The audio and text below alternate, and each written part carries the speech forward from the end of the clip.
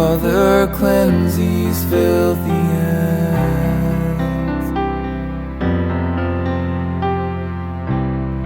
I long for brokenness, for all my sin and shame. The tears you've wept outnumber the sands. With every sin I know I break your heart again. Help me to understand your pain. When I conform to this world and blaspheme your holy name, help me to understand your word.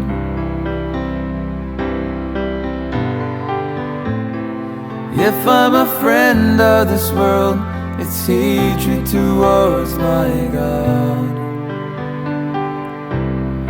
Fire of God, burn in me, consume all my wickedness, so I will not love this world. So I will not be a friend of this world any longer. So I will not be a friend of this world any longer.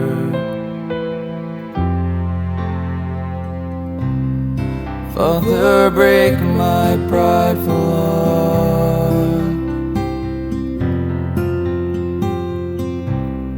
I come before you humbly so I can stand and wash my dirty feet. I've wandered from your path and walked on an holy land. Help me to understand your pain. When I conform to this world and blaspheme your holy name, help me to understand your word. If I'm a friend of this world, it's hatred towards my God. Fire of God, burn in me, consume all my wickedness, so I will not love this world. So I will not be a friend of this world any longer.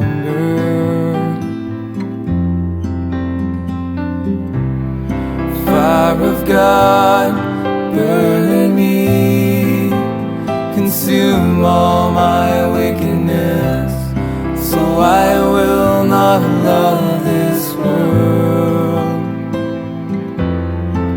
So I will not be a friend of this world any longer.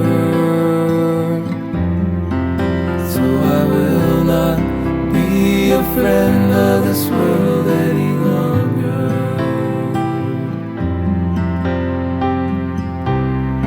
Fire of God, burn in me, consume all my wickedness, so I will not love this world. So I will not be a friend of this world any longer. So I will not be a friend of this world any longer.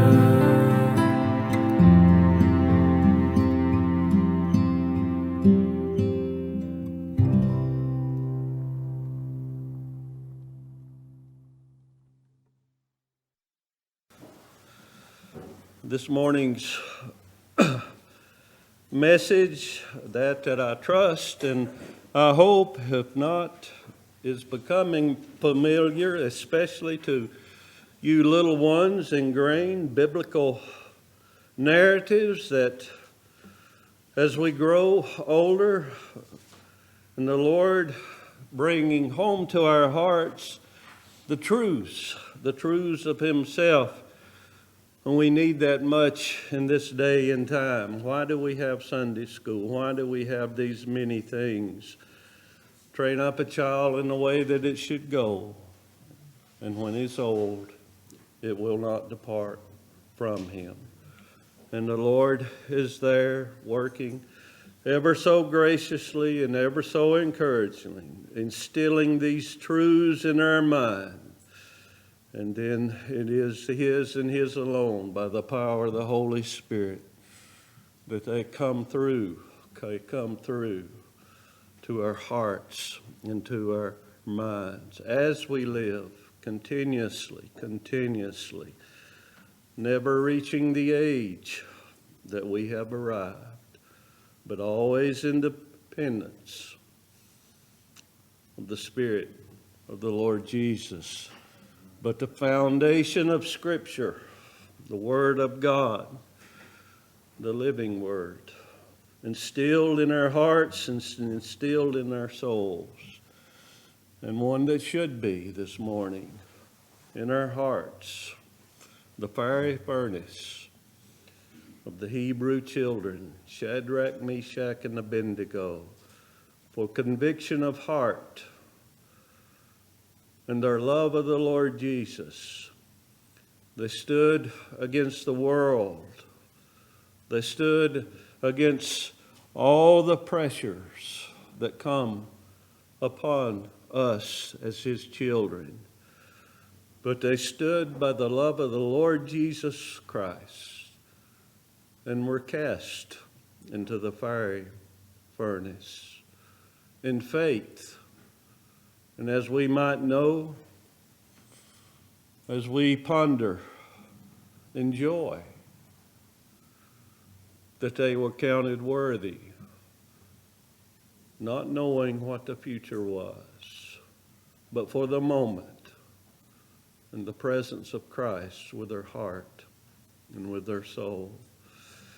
Let us begin reading with verse 19. After Nebuchadnezzar again had made the decree, a great idol, golden image, golden laden, the height and the breadth great, as you see, as all idols are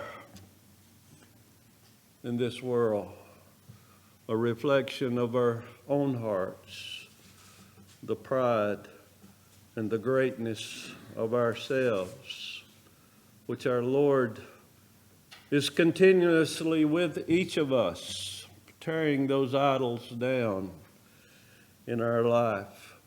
But we see the pagan heart, the Christless heart of Nebuchadnezzar, in his self-glorification, in his self-worship, his self-love, building this image that others might worship. Verse 19, well, verse 16, let us begin reading with verse 16. Shadrach, Meshach, and Abednego answered and said to the king, O Nebuchadnezzar, we have no need to answer you in this matter. If this be so, our God, whom we serve, is able to deliver us from the burning fiery furnace. And He will deliver us out of your hand, O king. But if not, be it known to you, O king, that we will not serve your gods or worship the golden image that you have set up. Then Nebuchadnezzar was filled with fury, the pride of heart, and the expression of his face was changed against Shadrach, Meshach, and Abednego. He ordered the furnace heated 7 times more than it was usually heated. And he ordered some of the mighty men of his army to bind Shadrach, Meshach, and Abednego, and cast them into the burning fiery furnace. Then these men were bound in their cloaks, their tunics, their hats, and their other garments, and they were thrown into the burning fiery furnace. Because the king's order was urgent, and the furnace overheated, the flame of the fire killed those who took up Shadrach, Meshach, and Abednego. And these three men, Shadrach, Meshach, and Abednego, fell bound into the burning fiery furnace. Then the king Nebuchadnezzar was astonished, and he rose up in haste. He declared to his counselors, "Did we not cast three men bound into the fire?" They answered and said to the king, "True, O king." He answered and said, "But I see 4 men unbound, walking in the midst of the fire, and they are not hurt. And the appearance of the fourth is like a son of the gods." Father, we thank you, we praise you, and Lord, we would come now and asking for that we don't have within ourselves, Father, that you would humble us all in your presence. Father, by your presence, by your Spirit, Father, the shed abroad in our hearts. And may those hearts even now in repentance, Lord, how that we fail to hunger and thirst after your righteousness. And Lord, you are our righteousness. And may we see and behold that this day, Lord, and open our hearts afresh and anew this day. And again, not me, O Lord, but through you, as you glorify yourself. I pray, glorify your dear Son, the Son that you love. And Lord, may our hearts be drawn towards you, Father, Lord, in service and in love and in compassion, Father, in this world that we live in, that we might learn wisdom, Father, a wisdom that is only from you. Lord, we ask these things in Christ Jesus' name. Amen and amen. Again, as Nebuchadnezzar, and all as much as we see in this world, in the worlds of men, in the worlds of power, in the abilities at commands, that they are obeyed because they possess that power. And they can call these things into being. We all suffer at the hands of power. We all suffer at the commands. And we all suffer at these things from man. But where is our help? Where is our strength? Where is the stability of our very hearts and our very souls? Where is the foundation that is in our soul, that we all need and that we must have as we survive in this world? And it goes no less than the peace and the assurance that comes, as it were, from our Lord and our God as we walk with Him. As we walk, yes, according to His commandments, for His commandments are good. His instructions are good for our lives, our everyday, as we put these things into practice. But where comes the fuel, the motive of our hearts and souls that we will in this world put forth with strength and effort, and we will overcome by the grace and the mercies of God.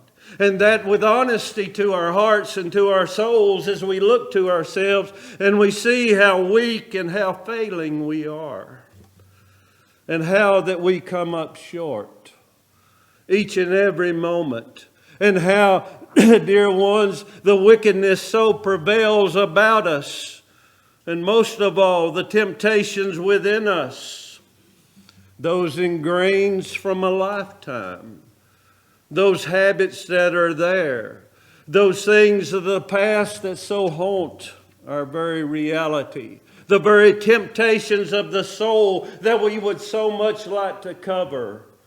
But yes, they are there. Yes, they are there. And the temptations that comes as everything in this world today is today. And we must have something to meet, as it were, the very cravings of our heart every day that we live. And we look at the Hebrew children. And yes, we look afar. And oh, in the heart and our souls, and we say, I wish in our essence that the Lord loved me like He loved them. I wish He would do with me what He does with them. And then we look at ourselves and all of these things, and we say, well, it's not meant to be. It's not meant to be. And we must all realize that they were the Lord's instruments for His times, and they are they, and we are we, and that it is for us indeed. It's not that was for them. But the underlying strength and the faith and the strength for us today in the world with the temptations that we live through and are asked, and I might say are expected to overcome, in view of the mercies of Christ that has been given us in response to the mercies of Christ.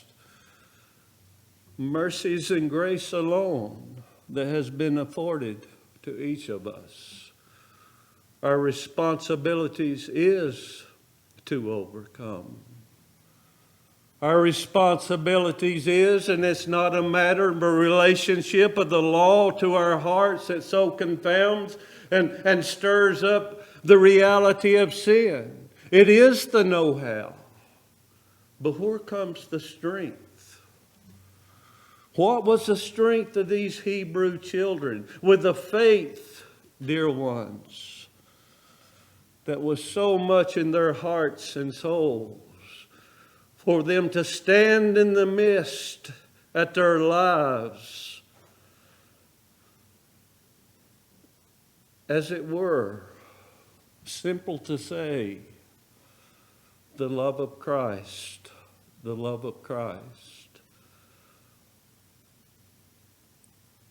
And understanding the word of Christ, and seeing Christ, and beholding Christ, continuously in our hearts and in our soul. Ever again, as we seek and go through this struggle world, and it so beats us down so many times in our thoughts, and not even trusting our own thoughts and our own, as it were, assumptions that we come to as a remedy within ourselves.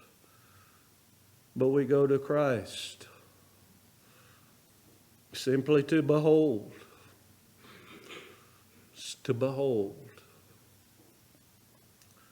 Again, so much is in. Nothing in my hands I bring, but simply to the cross I cling. And that is, dear ones, is not for the weak and immature. Is for the strongest of the strongest. It's also as how that we, as we would consider ourselves as all-knowing and stronger than others. But what view is it that we take of ourselves, and whence cometh our help? It comes from the living Christ and the power of Him. For you see, in this day we are all in a fiery furnace, and know well it is. There are no accidents with God. And you as a Christian, you have been put into a fiery furnace in this world as a Christian. You have been, and I have. Oh, what is the reality as we think of the grace of God in so many ways? Well, what is the grace of God? It is that He, as that furnace no doubt was used for the refining of metal, for the making of brick, a big furnace, yes. But the reality and truth, this is one big furnace. And oh, what a fire it is in this world that we live in as Christians. How little we realize the powers of Satan. How little we realize it's what's taking place in the battles that are taking place. Yes, the victory has been won. But the very reality and the essence of the battles and the fires and the struggles that we go through in this world is the fire that God is putting us through, that we might realize and we might know the love of God, that we might see Him, and we may truthfully from our hearts, it's grace. Grace is mercy, and mercy alone. We are in this world, are the fires burning in your heart? Are they consuming the dross? Through deep waters we do go. But oh, dear ones, what He has designed for each of us, relentlessly and without fail, for each of us, is that we be refined and that we see more and more of the Lord Jesus Christ. But as we look at our hearts and our minds, and realize the things that flood all of our souls, there's no easy answers. There's no silver bullets that we may take ourselves out of this world. For God meant it not to be. He meant, dear ones, and His purposes shall ripen fast in each one of our hearts and lives. And that sanctification, we wonder so many times, just what is sanctification? He has set you apart. And it's grace. I don't care from what angle you look at it, it's grace that has set you apart. It's not that you have done or ever could do. It's grace and grace alone. From first to last, the proudness that goes forth from our hearts in the day that we live in, that would look to ourselves and not see and behold grace with the head hang low, for it is grace. Oh, what praises it is, dear ones, when you see that God so loves you so much that He has set you and put you into the fiery furnace of life.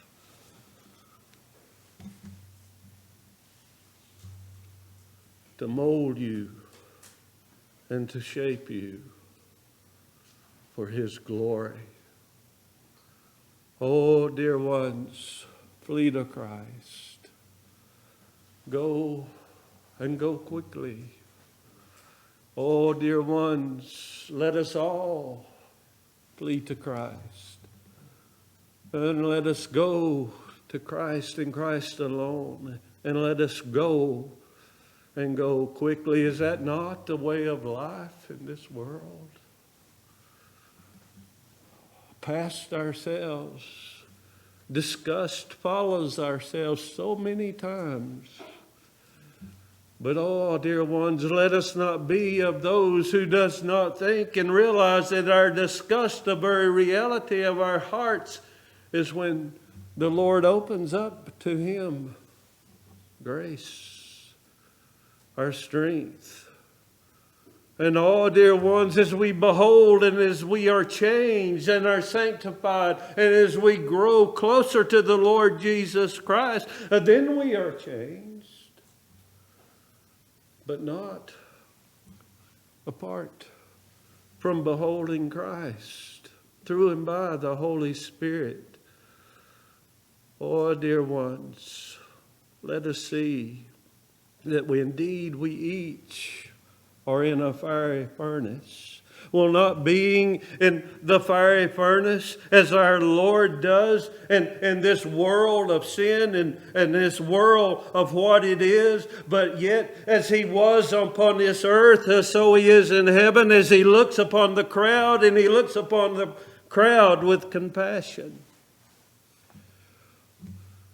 Oh, how I'm ever haunted in my heart when I read those scriptures and the Lord lays bare His heart to me. And He tells me to love my enemies, to bless and to curse not. Oh, dear ones, how I'm rebuked at the uprisings, the first thoughts that go through my mind so many times. And I am, by the grace of God alone, able to repent in the face of Christ. And that, dear ones, as we look at old Nebuchadnezzar, and all of his pride and all of his, and we can see it afresh and new. The faces have changed, but sin has not changed, and Satan has not changed. He has more weapons at his disposal. He has more weapons, as it were, and not apart from the providence and the grace of God and His purposes at His disposal to distract us. And how easily we are distracted in this world. How easy we are able to look at the Nebuchadnezzars of this world. How easy it is for us to look at any man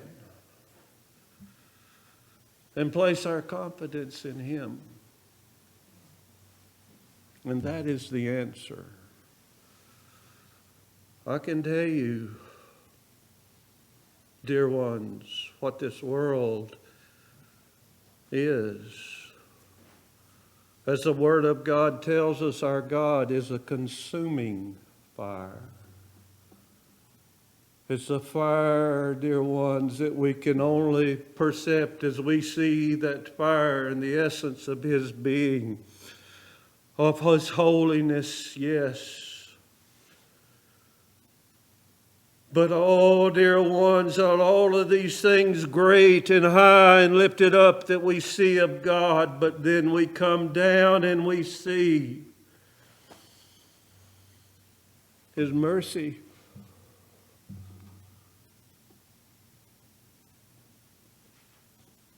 In the midst of all of this misery, of all of our guilt and shame and what we deserve and where we should be. But we see His mercy. We see His mercy and His love for sinners. Well, what is the purpose? What reason can we give for God coming into this world and making atonement and taking our sins? And I hope that each one, the growth of grace is that you see more of your sin. Not to despair, but it takes each of us to the more of God's love and His mercy. And that, again, a godly repentance, a change, as we talked in Sunday school. Truly, new creatures that we see in each other, that we feel in each other. And then our influence will be in the world as the salt of the earth. Yes, we are all, old Nebuchadnezzar said, he said it like a son of the gods. Nebuchadnezzar's heart was not seeing Christ. And in fact, dear ones, it was as he was there and he looked from afar. No doubt in my mind who it was an angel of the Lord. But oh, how separate from Shadrach, Meshach, and Abednego it was. For he looked upon him, Nebuchadnezzar, in his pagan mind, in his lost, dark, and deep in sin, in his dead mind. But he seen and beheld something different about that other one there. It wasn't of this world. And as he beheld and as he looked, he uttered these, a fourth, like a son of the gods, like the Son of God. What was it, dear ones, that he saw? He didn't understand. I by no means think Nebuchadnezzar was in Christ. By no means. In his thoughts and his process and that he went through in his mind, by no means. But what was it that was there that he did see, that distinguished? Yes, there was four, but what about this fourth one? Oh, the radiance that come forth from him. Was it just an angel? But we know as messengers of God, does all of these things, was it this, was it that? But the beauty of his radiance. We're reminded of the transfiguration. And o'er Christ and heaven upon him and the beauty of his being as man shone forth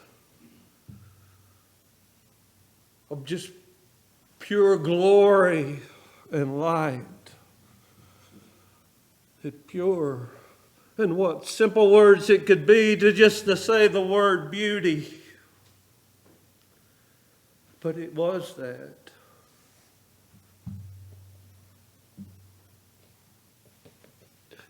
Beauty.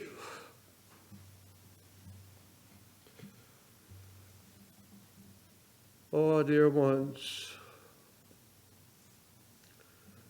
Nevertheless, not I live, but Christ liveth within me. Paul's words. You see, we are addressed in a beauty, if indeed we are dressed in a beauty not our own. It's the radiance of the only beauty that has ever been and ever will be, past the pride of man's heart and soul.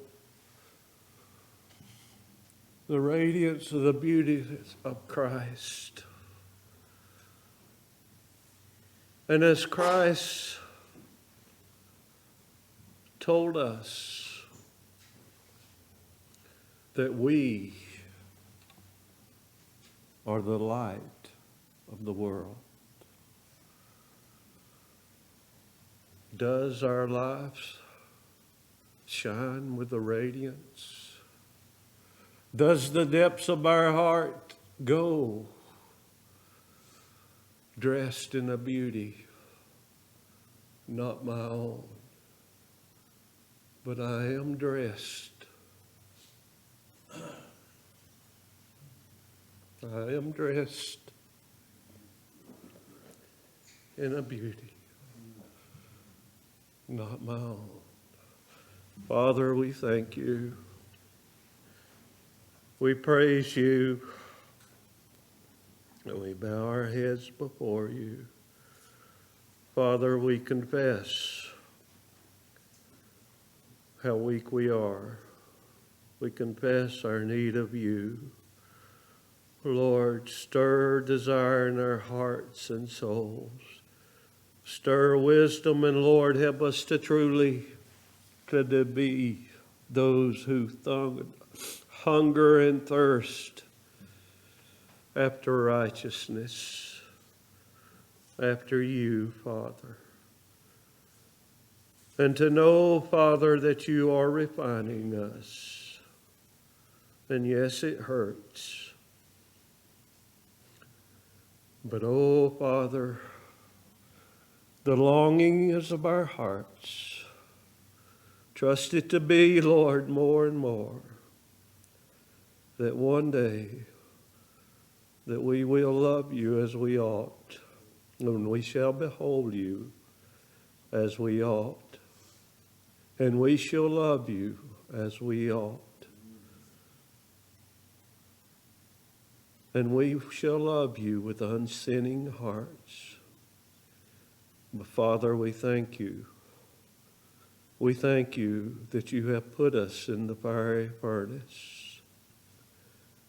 Oh Lord, that you are consuming our dross. And Lord, we praise you. Father, be with us. Again, give us wisdom, each one of us, that hunger to seek you. In Christ's name we pray. Amen.